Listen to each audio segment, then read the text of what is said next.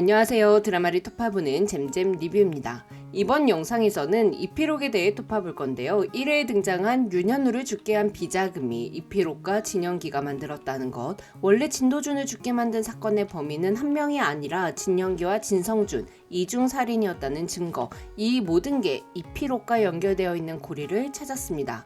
이필옥의 마음 한편에는 남편 진양철이 일군 모든 것이 바로 자신의 것이라 여기는 마음이 있습니다. 순양을 이만큼 키운 건 다 어머니 덕분이라는 며느리 말에 아닌 척 했으나 내심 내 공이 적지 않다는 생각을 갖고 있을 거예요.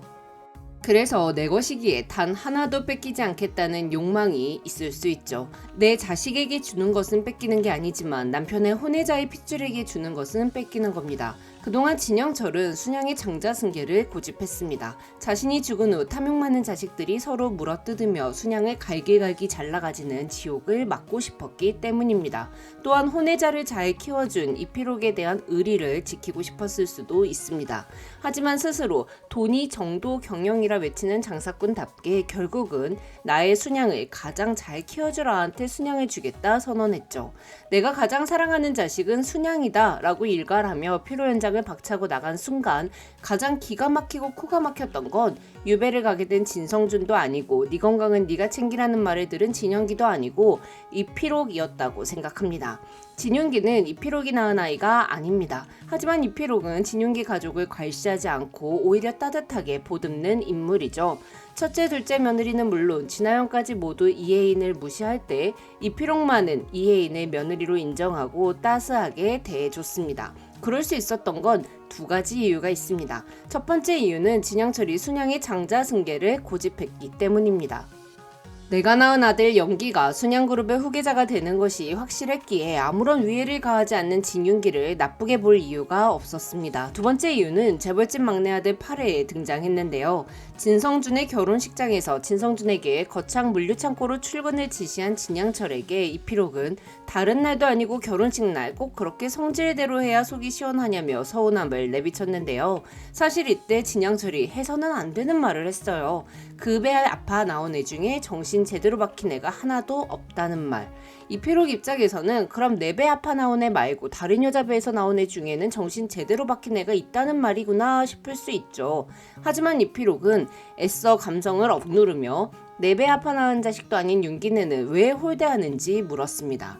진양철이 진윤기를 홀대하면 씨앗 자식 결국 차별한다고 세상 사람들이 자기를 욕할 거라고 말하면서요. 여기서 이필옥이 진윤기한테 잘했던 이유가 드러났죠. 특히 이필옥은 장자승계를 깬 진양철의 마음이 진도준에게 향해 있는 걸 알아채고는 당신 얼굴에 먹칠하지 않기 위해 윤기를 연기 동기랑 똑같이 입히고 먹이고 마음 졸이며 키웠다며 엄마 없는 불쌍한 애라서 잘해준 게 아니었음을 알아두라 경고했습니다.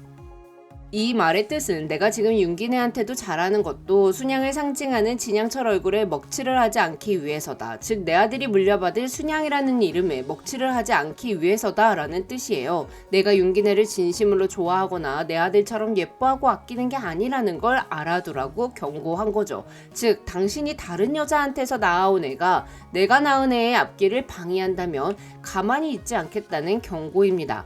그런데 이필옥이 낳은 화영의 앞날을 진도준이 가로막기 시작했습니다. 재벌집 막내 아들 9회 예고에서는 진도준은 회삿돈 1,400억을 횡령해 주식 투자를 했다가 폭망한 진아영의 대표이사 해임을 논하는 이사회를 추진합니다. 진도준이 진아영이 갖고 있는 순양 유통그룹을 차지하게 되면서 이필옥의 순양을 야금야금 갉아먹기 시작하면 이필옥은 눈이 뒤집히겠죠. 사실 이전까지는 진윤기는 이필옥의 마음에 안 드는 일을 한 적이 없습니다. 가업을 잊지 않고 영화판에 뛰어들었고 여배우랑 결혼을 했다는 거, 이건 진양철에게나 화가 나는 선택이지 이필옥에게는 전혀 해가 되는 선택이 아니니까요. 그런데 진윤기가 변하기 시작했어요. 진양철이 진윤기를 찾아와 순양의료원과 순양공익재단의 소유권을 넘기며 더 이상 헛물켜지 말라고 단호하게 경고를 했었으나 진윤기는 아버지의 경고를 받아들이지 않았습니다. DMC에 들어갈 케이블 TV 영화 채널 하나 정도는 인수할 수 있을 거라며 아들 진도준이 가고자 하는 길에 힘을 보태기로 했죠. 이필옥이 이 사실을 알게 되면 당연히 진윤기가 이필옥 눈밖에 날 수밖에 없을 거예요. 이필옥이 낳은 자식들이 어느 날 갑자기 더 잘하거나 더 못한 게 아닌데 진양철의 마음이 바뀌었다는 건 판도를 뒤흔드는 진도준의 등장이라는 걸 이필옥도 알고 있을 겁니다. 그런데 진윤기가 진도준을 돕고 진도준은 진아영을 치고 진양철은 그런 진도준을 말리기는커녕 누가 이겨서 다 가져가나 지켜보기만 하니 이필옥의 눈이 뒤집힐 수밖에 없잖아요. 이필옥은 진도준이 순양그룹의 후계자로 확고한 위치를 점하게 되기 전에 움직일 것입니다.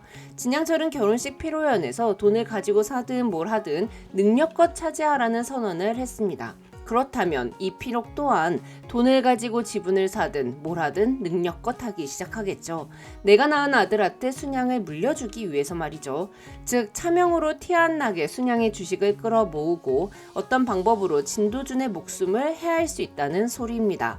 이필옥은 그림을 그리는 취미를 갖고 있는데요. 말로는 취미라고 하지만 큰며느리의 말을 빌리면 전시회를 열어도 될 정도의 실력이죠. 거기다가 갤러리를 운영하는 모현민이 손주며느리로 들어왔으니 자신의 작품을 시작으로 미술작품을 통해 재테크를 가장한 돈 세탁과 비자금 형성을 시작할 것입니다.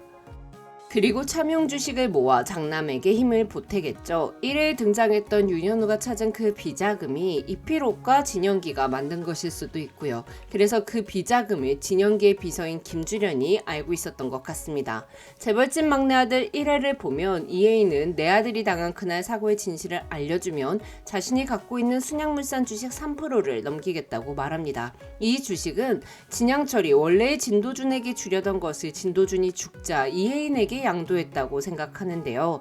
진양철이 순양 장자승계 원칙을 깰 때 잘하는 아한테 내가 갖고 있는 순양물산 주식을 전부 넘기겠다고 했던 걸 보아 원래의 진도준도 장자승계 원칙을 깰 만큼 뛰어난 능력을 선보이며 진양철의 눈에 들었던 것 같습니다.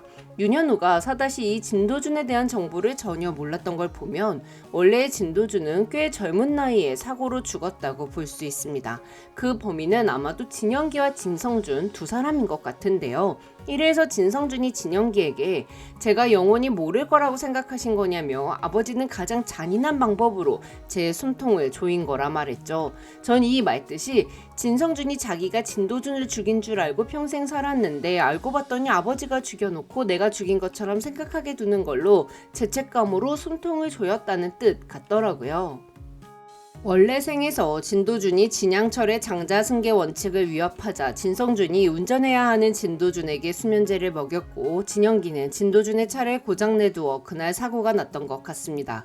진성준은 진도준이 수면제를 먹고 졸음운전을 하다가 사고가 나서 죽었다 생각했고 원래는 진영기가 차를 고장내서 죽은 게 아닐까 싶어요. 이중살인 같은 거죠. 자, 그렇다면 다시 태어난 진도준은 죽을 운명에 놓였습니다. 윤현우의 엄마는 아진자동차 고용 승계가 이루어졌음에도 불구하고 또 다른 이유로 결국 죽고 말았죠. 이는 죽음은 변하지 않는다는 의미로 볼 수도 있겠지만 죽음에 이르게 하는 원인 하나를 막더라도 또 다른 위기가 필연적으로 생긴다라고 해석할 수도 있습니다. 아진자동차 고용승계가 해결됐지만 주식 폭망이 일어났던 것처럼요.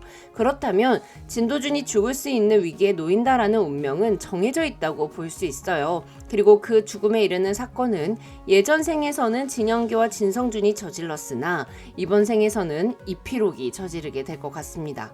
물론 진도준은 죽지 않겠지만요. 그럼 진도준이 이필옥의 살해 위협을 피하는 방법에 대한 내피셜로 다시 돌아올게요. 지금까지 드라마를 돌파보는 잼잼 리뷰였습니다. 감사합니다.